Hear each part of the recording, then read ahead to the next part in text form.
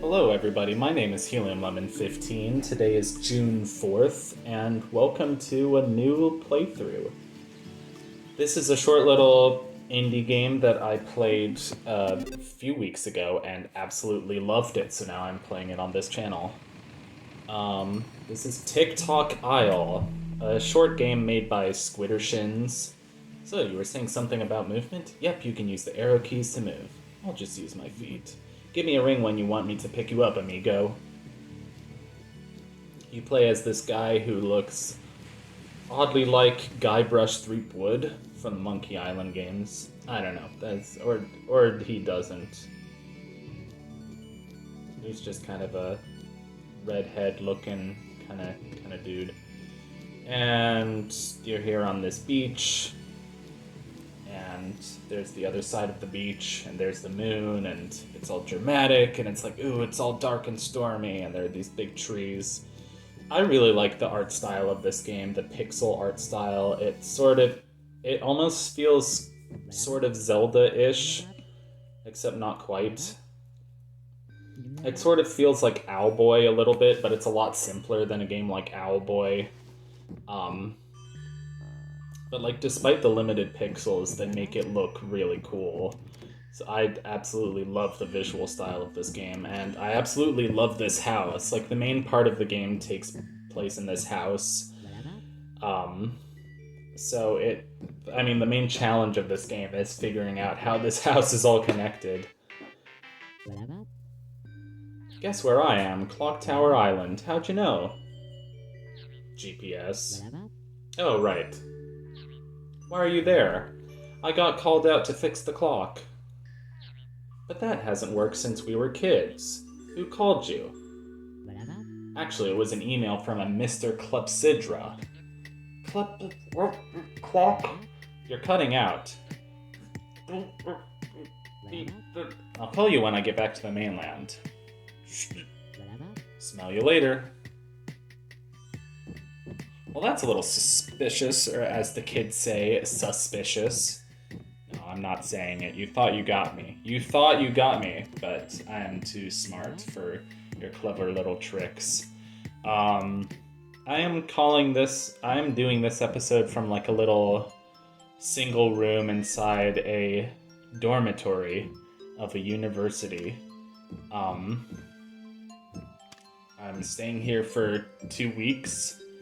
I'm not going to say exactly what university is. It would be weird, but it reminds me of the brief period in my life when I lived in a dorm. And that was weird, because in grad school I live in an actual apartment, which, is more expensive. Well, that's debatable whether it's more expensive or not, but it's better in a lot of aspects. Tock Isle, a game by Squiddershins. Music by Kevin Carville. And he did a really good job with the music for this game. The music is very pleasant. A lot of it is very relaxing or groovy or whatever, but a lot of it is mainly relaxing. Or like quirky when it needs to be. Like, you'll see what I mean. What time is it? About noon. Right, noon. How long has The Simpsons been on the air? I don't know. 20 years? Why? Who are you? Strike Mainspring. May I use your clock? Sure, but... Thanks.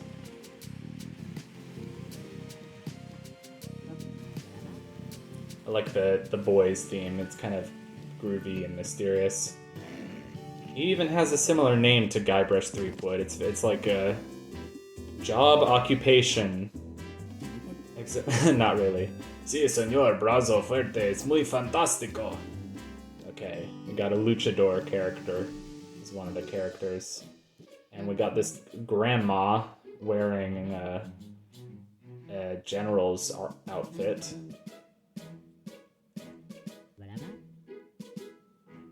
We got some like quasi-military music. Will you take up arms against this Squid King? Did you say Squid King? I can neither confirm nor deny the existence of the Squid King and his legion of mutant cyborgs. I mean, that's a pretty big thing to leave unconfirmed. None shall pass. What about the kid on the beach? Was there a kid on the beach? The blonde boy, doesn't he live here? All information about my grandchildren is classified top secret, or worse. I'm really just here for the clock. Move along, sonny. I have no time for draft dodgers. Why am I British? It's a groovy, exploring music. Trees are clearly autumn. And we get similar music for the grandpa. Probably one of my favorite characters. You can see with the grandpa how a lot of the designs in this game remind me either of like Minish Cap or like Owlboy.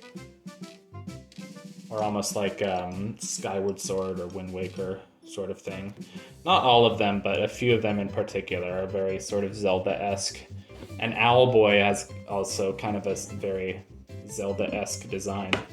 In fact, the main character of this sort of looks like the main character in Owlboy a little bit, if you're only looking at his face. I haven't played Owlboy in a bit. I think the last time I played Owlboy was 2 years ago. And then I stopped, and I really wanted to keep going because I really liked that game, but like, I stopped for a while, and I don't even know how far I got into that game, like maybe the first 2 hours. And it wasn't that I didn't like it, it's just, you know, other stuff happened, and I moved on to other games, and I wanted to finish it, but I didn't. And I've been waiting for the right time to come back to it. I got further in that game than I did with Teslagrad, or Teslagrad, as you might call it. I think this room is too live. My voice doesn't quite feel right in this room. It feels too live, it feels too echoey. I guess the apartment I'm used to in Baltimore had a lot more carpet, so it was a slightly better place to record my voice, just because there was more carpet and stuff. But that's okay. I'll deal with it.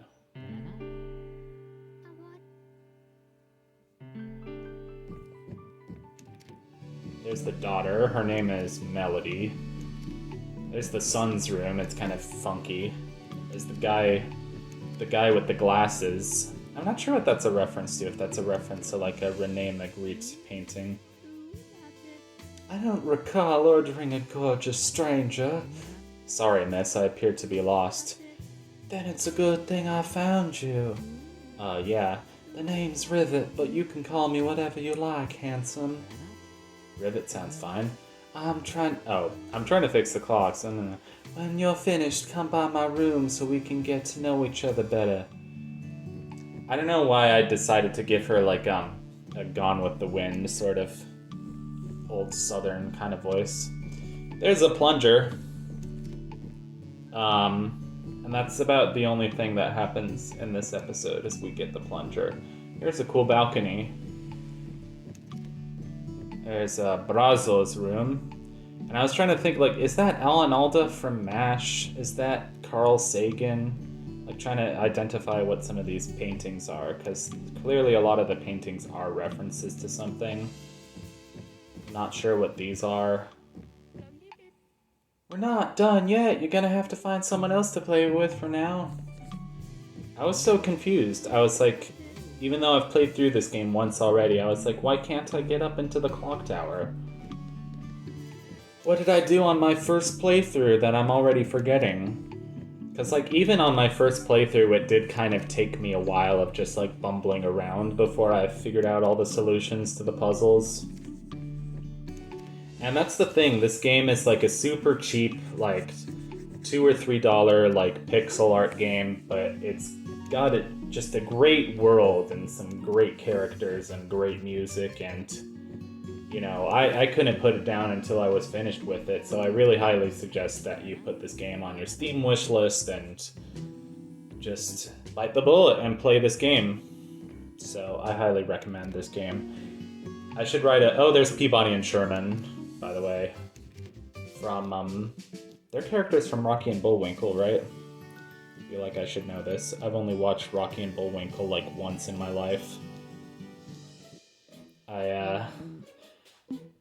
I'm not perfect in my pop culture knowledge. I tried to have a lot of pop culture knowledge of like, I don't know, animation and stuff, but it'll never be complete.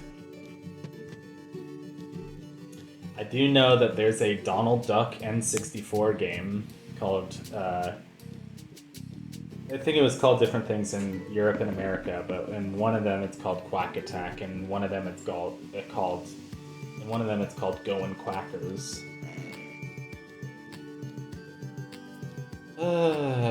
Nice little forest.